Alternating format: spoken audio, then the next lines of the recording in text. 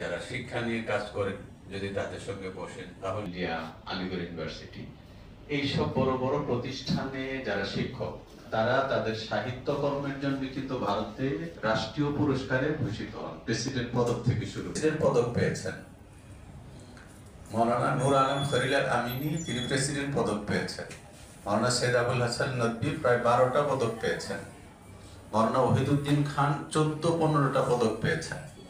এইভাবে সেখানকার যারা ইসলামিক স্কলার সাহিত্যকর্ম বিচারে আনা হয় না, এটা একটা বেদনার বিষয়।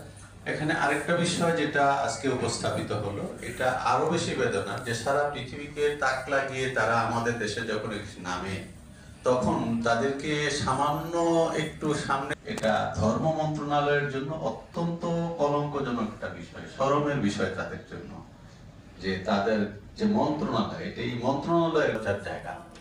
এখন এটাকে আমরা উতরে যাব কিভাবে? এখানে একটা কথা আছে, সেই কথাটা হলো এই যে আমরা এদেশে ইসলামিক ঘরানার লোকের হযরত মাওলানা জুবায়ের শাহ হুজুরের সাহেবজাদা মাওলানা বদরুল